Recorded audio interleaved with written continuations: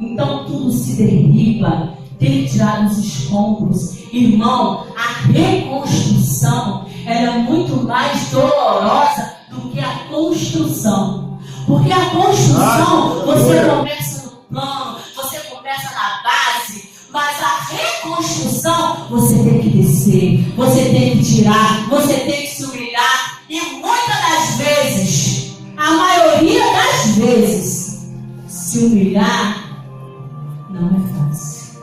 Meu Deus. Você aguentar muitas das vezes escaladas, situações que no seu ponto de vista dói o seu erro, machuca você, não é fácil. Mas a palavra do Senhor, Ele nos diz que o Evangelho é renúncia. E a renúncia, irmãos, não é de uma casa não, não é de uma parede não, não é de um templo não. A renúncia é você, sou eu, porque o nosso maior gigante somos nós, irmãos. São o que nós pensamos, somos o que nós achamos. Ah, eu sou desse jeito e pronto. Não. Você desce e o Senhor tem que crescer na sua vida. Aleluia! Você tem que simplesmente se esvaziar de si, do que você acha, do que você pensa, e deixar que o Senhor transborde. Porque aí as pessoas vão dizer assim para você: meu Deus, aquela mulher passa por cada situação, eu não sei como é que ela aguenta. Ah, comigo não. Meu Deus, aquele homem de Deus lá, Jesus, quem que é aquilo? Comigo não. Valores que se foram perdidos e começaram a ser achados. Porque quando você começa a se esvaziar de você, quando você começa a deixar Deus fazer a vontade dele na tua vida, irmãos, você percebe-se que essas coisas não interferem na sua aliança com Deus. Porque essa é que não pode perder. Aleluia! Lá em 2 Samuel, se eu não me engano, não saindo da mensagem, você vai ver que Davi, ele fez um pacto de aliança com Jonatas, nosso presbítero. Se eu estiver errado, me corrige. E ali, irmãos, eles prometeram no pacto de aliança assim: olha, se acontecer alguma coisa comigo na minha jornada de vida, você cuida dos meus. Valores de fidelidade. Aleluia. Valores de grande amizade. Valores de companheirismo. E ali é que vem relato, irmãos, que o Saul morreu, o Jonatas morreu e ficou Mefibosete lá na terra de Lodebar. Irmãos, as pessoas às vezes têm o hábito de pregar que Lodebar é lugar de esquecimento. Eu aprendi que Lodebar é lugar de encontrar valores. Aleluia! Lodebar é lugar de encontrar valores de gratidão, de reconhecimento, de companheirismo. Porque quando Mefibosete foi se apresentar ao rei, Ziba desceu o olho na herança dele.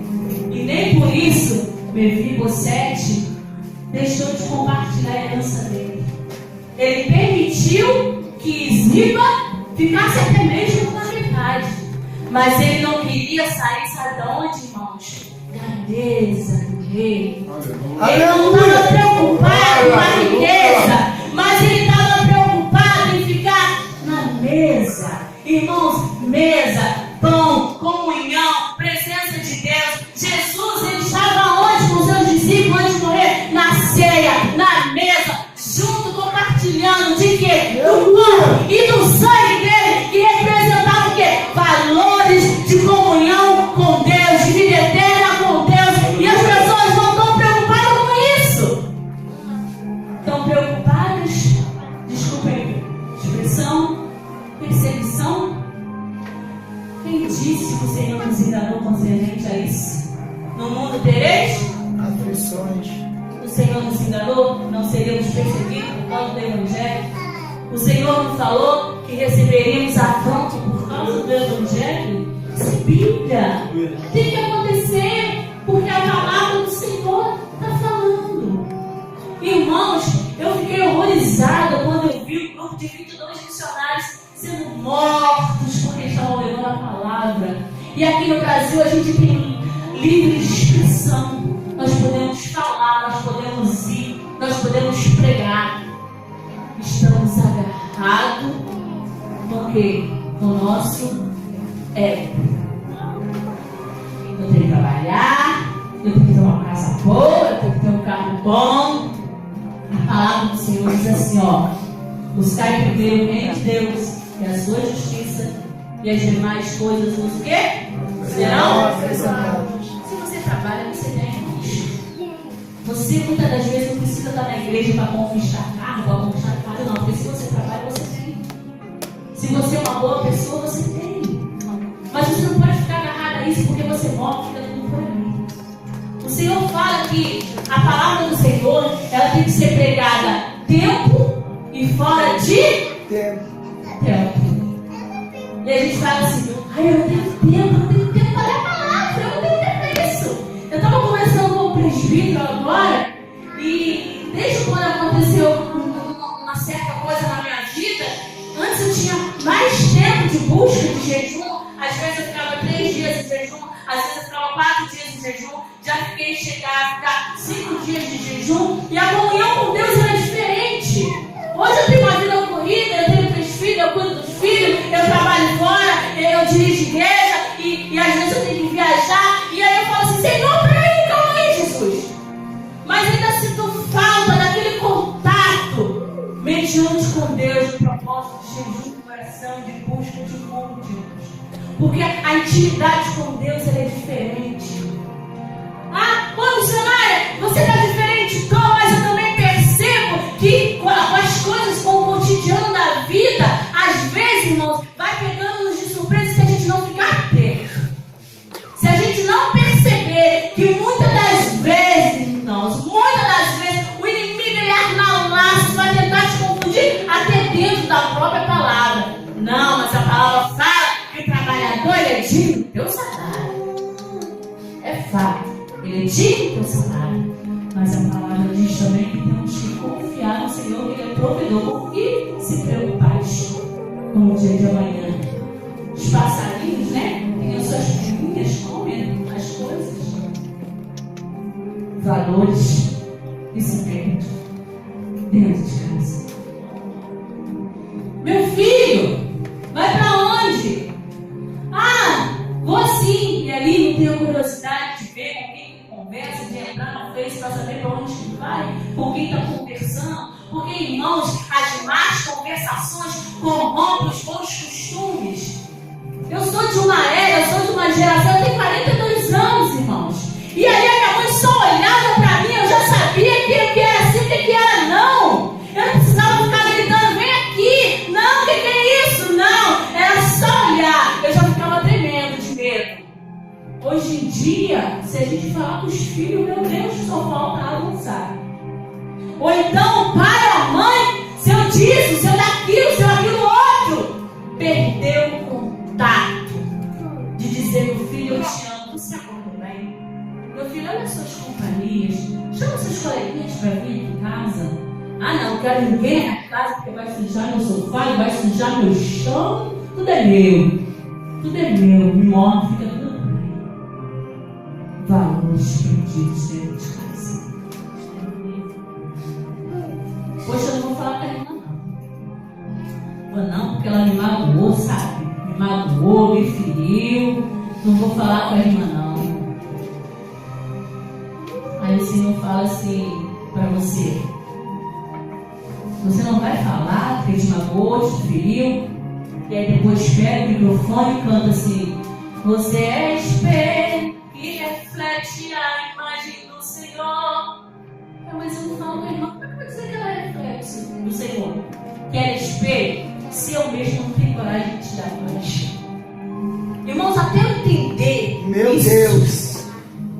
até eu começar a entender isso, eu vim de uma formação do catolicismo. Eu estudei no freira. E ali a minha educação foi toda baseada em formação de valores, porque o catolicismo tem isso. Eu não sei agora, mas antigamente tinha.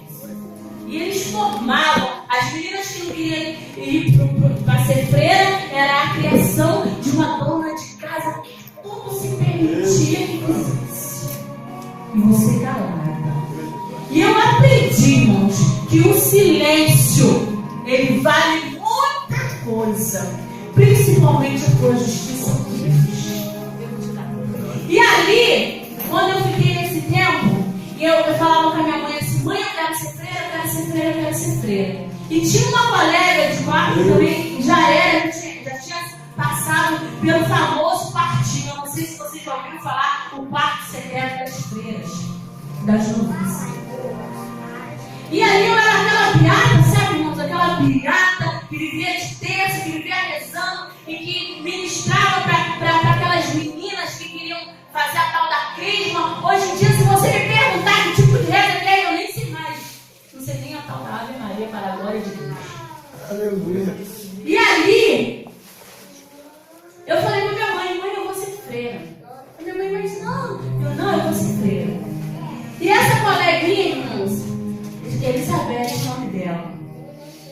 E ela falou assim: você não vai. Eu não vou deixar você ir no quarto das freiras. Eu não vou deixar você passar por esse quartinho. E eu ficava indagando com ela: por que você vai deixar? Eu quero passar, porque eu quero ser freira. Eu quero colocar aquele véu que hoje em dia eu também não sei mais o nome, como é que se chama. E ela falou assim: você não vai, você não vai, você não vai. Isso em setembro. Eu estava com 13 para 14 anos, já tinha 3 anos de convento.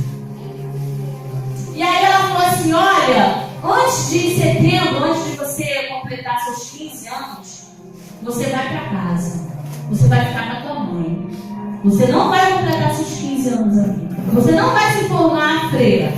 E eu ficava chorando porque eu não entendi, irmãos, por que aquela menina que já era freira não queria que eu fosse, já que esse, no caso, eu achava que essa era a minha chamada, né? E ali eu gostava muito dela.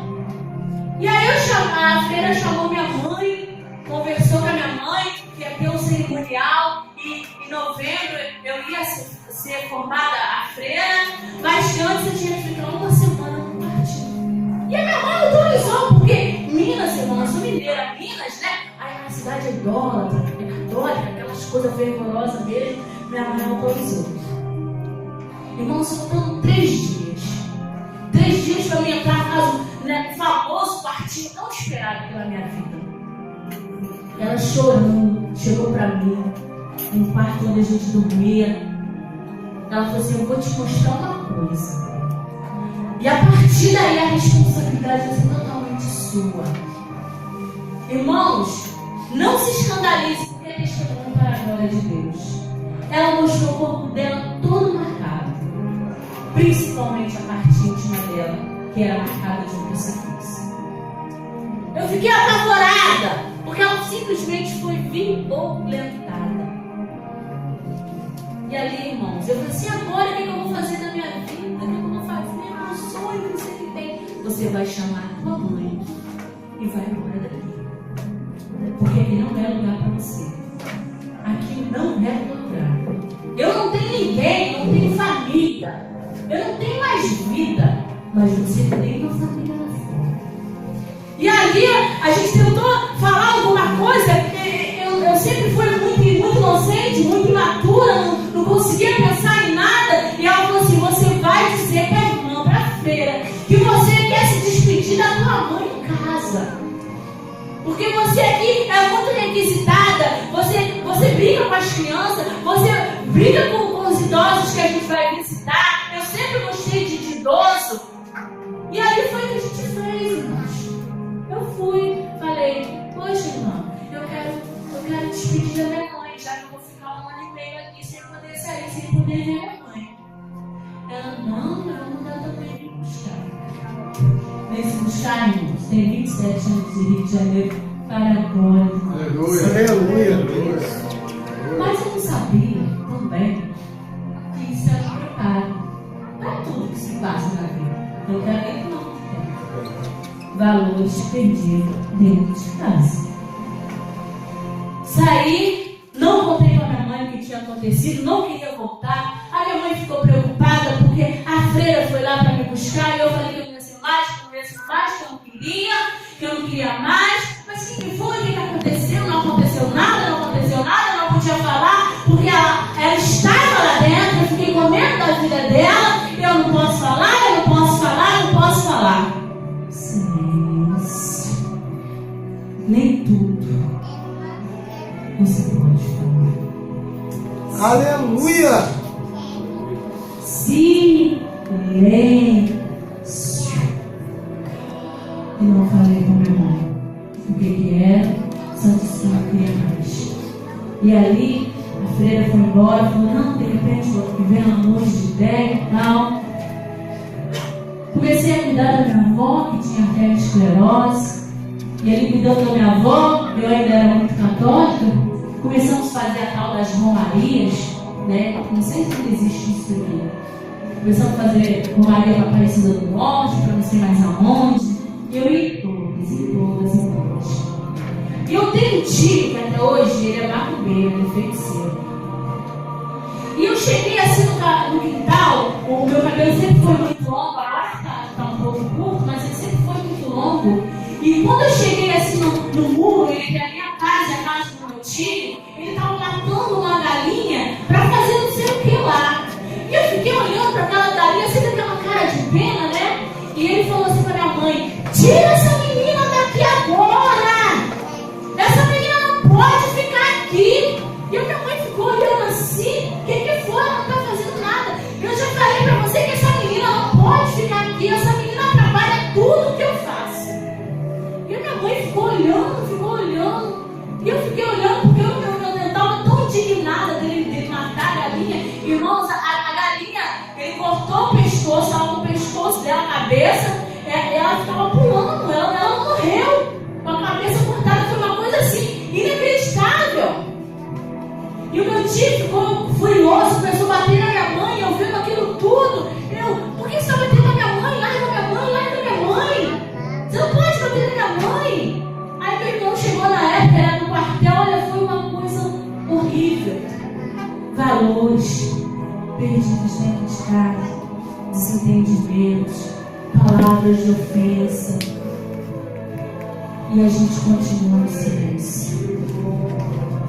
Eu fui, minha avó passou um tempo, e ali ela morreu nos meus braços. Eu fiquei com aquele pesar, porque eu não sabia socorrer ainda minha avó. Eu tinha 16 para 17 anos. E quando o bombeiro chegou, o bombeiro falou assim, olha, se você entendesse um pouquinho de enfermagem, você simplesmente ia pegar uma colher, um palito e desenrolar na língua da tua avó, porque ela morreu asfixiada com a língua. E ali, irmãos, me brotou um desejo tão forte de fazer enfermagem, de continuar meus estudos. E eu falei, mãe, eu vou pro Rio. E eu não entendia o porquê de eu querer tanto pro Rio. E Minas é muito frio. E no frio, irmãos, eu sou muito friorenta mesmo. E aí a minha prima que morava aqui no Rio, hoje em dia ela mora na Itália, ela é testemunha de Jeová. Ela foi, buscou e morar no Rio de Janeiro. Irmãos, tudo na sua vida tem propósito. Aleluia! Tudo na sua vida tem propósito. Eu não sabia.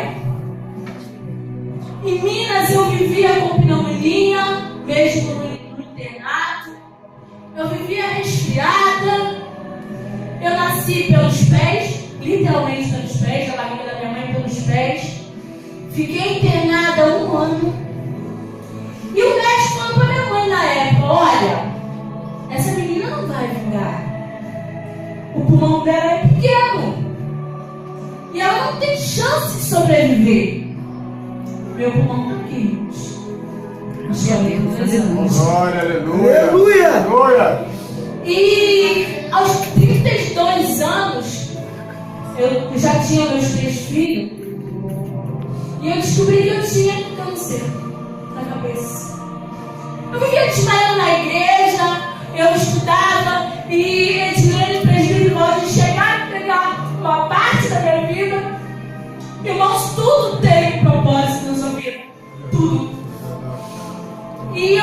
assim, eu ia para a igreja, às vezes desmaiava, às vezes voltava, ia para o hospital.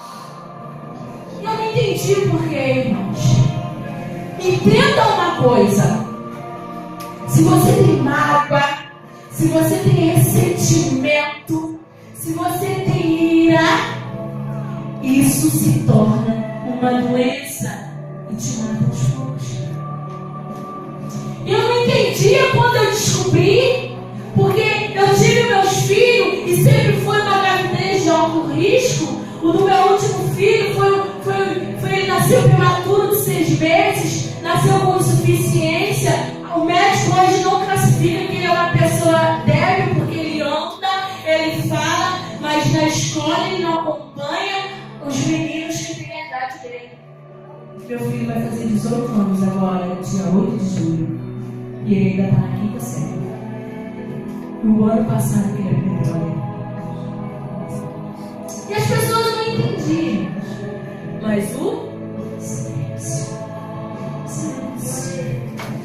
E aí o que aconteceu? O médico falou pra mim que eu tinha, quando eu tiver gravidez do bairro, o médico falou que eu só tinha 72 horas de vida. Mas eu tinha nada. Não tinha nada no coração. Por passar tantas coisas, todo tipo de ruindade que uma pessoa pode fazer com a outra, o que você imaginar, eu passei. Mas ninguém sabe. Silêncio. E isso refletia no meu corpo, a ponto de causar um tumor, a ponto de eu desmaiar, a ponto do médico fazer uma ressonância e falar assim: olha, a gente tem que te operar, mas a gente não consegue achar o caroço. Tá lá, mas a gente não consegue, a gente não vai poder abrir a tua cabeça para ver onde ele está. Irmãos, o seu corpo, ele é tão tremendo que ele formula as coisas. Eu tive uma gravidez imaginária. Você já ouviu falar da gravidez imaginária? Que a barriga cresce e não nasce filho. Porque a minha vontade de gerar mais era tão grande, tão grande, tão grande, que eu quis ir gerando. E quando minha mãe morreu há 2 anos atrás, eu falei assim: Senhor, assim como a dor da perda de uma mãe, eu sei que ela não passa, mas para mim não tem sentimento maior. O Senhor vai arrancar esse sentimento que eu tenho, para que eu possa sobreviver. Maravilhoso. Ressentimento, tudo guardado. E ali, irmãos, eu fiquei com 45 quilos. 45 quilos. Eu era por osso, a ponto de fazer teste de HIV. Isso tudo por causa de quê? Nada, ressentimento, guardar as coisas. Tem coisas, irmãos, tem sentimentos que, se você não liberar o perdão, ele faz mal. Não é para quem te ofendeu, não. É para você. A falta de perdão, irmãos, faz mal para você. Não é para quem te ofendeu. Porque quem te ofendeu, ele acerta com Deus. Mas você fica acumulando, remoendo, e às vezes do nada te dá uma dor de cabeça, te dá uma agonia, uma inquietação terrível. Você não consegue saber o que é. Eu estou agoniada hoje. Ah, eu não sei, eu acordei mal. Eu não sei o que está vendo, eu estou com paciência. Ressentimentos guardados, valores que se perderam dentro de casa. Irmãos, hoje, eu posso dizer que hoje eu olho para a pessoa que mais feriu na minha vida. Os irmãos não conhecem. Eu não consigo sentir nada, nem pena. Consigo ver que é uma alma tão dependente Deus como eu sou. Que se não prestar atenção nos seus valores, vai para o inferno. E isso não é o que a gente pode desejar para o nosso próximo. Pelo contrário, a gente tem que orar para que isso ele se reverta aos seus valores numa comunhão verdadeira com Cristo. Porque, irmãos, a palavra do Senhor fala que os sentimentos do Senhor não são como os nossos sentimentos. A mulher da dracma perdida, ela percebeu que algo dentro dela, dentro da casa dela, estava errada. Porque ela que perdeu e ela está com os olhos fechados. Então eu me enquadro nessa palavra porque eu percebi que ela estava com os olhos fechados. E para me enxergar, para me abrir meus olhos, eu tive que passar por vários processos que eu não entendia. E hoje eu percebo, irmãos, foi bom, foi, eu aprendi, tenho experiência para passar. Doeu, dói, mas cresci, aprendi, a vida ensina, irmãos. Mas você tem que estar com a tua candeia acesa. Aleluia. O que é candeia acesa? É você pegar a palavra do Senhor, pedir o Espírito Santo de Deus. Senhor, me ensina a verdadeira palavra. Porque, irmãos, a tua santidade, eu falei com o nosso amigo Omar, a tua santidade não está aqui. A tua santidade está aqui. A intenção do coração, o caráter. Que caráter você está tendo dentro da tua casa? Que você possa refletir com seus filhos, que você possa refletir com seu esposo, com a sua esposa. Que caráter! Irmãos, é muito fácil a gente arrumar um culpado. Adão colocou a culpa na Eva. Eva colocou a culpa na cobra. E a cobra ia botar a culpa em Eva. A responsabilidade, irmãos, era total de Adão. Porque Deus colocou Adão como cabeça. Tanto é que a Bíblia fala que ela foi enganada. A responsabilidade era de Adão. A responsabilidade é minha. A responsabilidade é tua.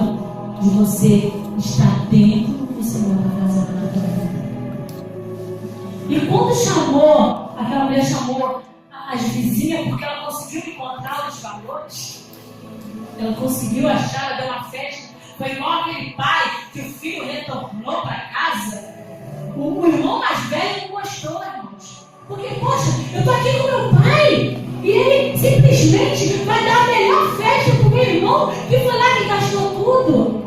Aí tem aquele crente que fica criticando. Eu estou aqui na igreja um tempão com o pastor. Quando chega quer fazer festa. Mas a palavra do Senhor fala que o Senhor, quando uma alma retorna, a festa no céu. É uma representação de como o Senhor percebe que somos, temos que ser um instrumento para resgatar aquilo que está perdido. Porque, irmãos, quando uma alma se converte, é mais um da garra de Satanás que tiramos. Então, aquele que está dentro, quando consegue entender esse tipo de valor, o inimigo não consegue mais pegar ele nas pequenas coisas. Irmãos, pequenas coisas fazem grandes estragos. Coloca uma bolinha de neve numa montanha e deixa ela desenrolar.